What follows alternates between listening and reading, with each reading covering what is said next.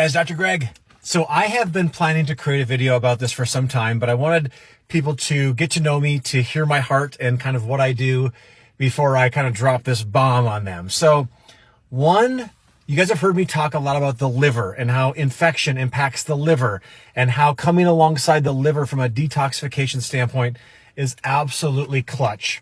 So here is probably one of my top lifestyle hacks for the liver.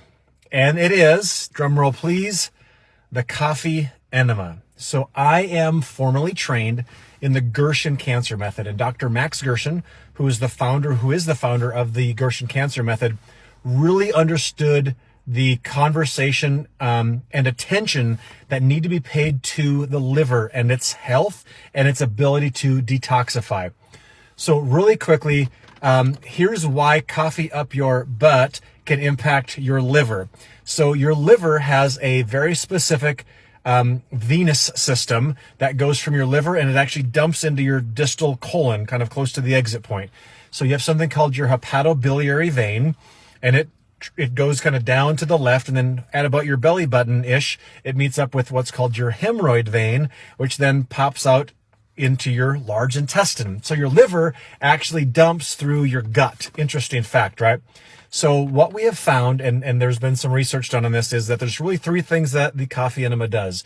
Number one, there's two chemicals from enema coffee, and we use very, very specific ultra light roast enema coffee.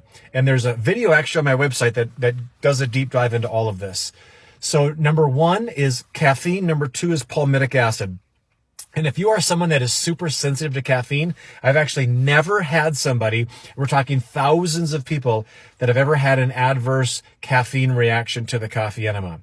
So it does three things. Number one is when you put caffeine and palmitic acid, those are the two chemicals, in the presence of the hemorrhoid vein, it allows the cystic duct, which is kind of like the trap door on the liver, to open up and allow itself to dump through the hepatobiliary hemorrhoid vein.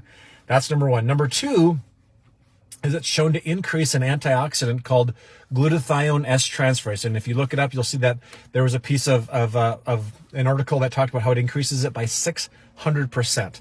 And the last benefit of the coffee enema is it does help with large intestine mobility. Now, a coffee enema is not a gut cleanse. It's a liver detox protocol. So, this is not for everybody. And again, if you go on Google, you're going to find all kinds of crazy stuff about this, but be careful and recognize the source.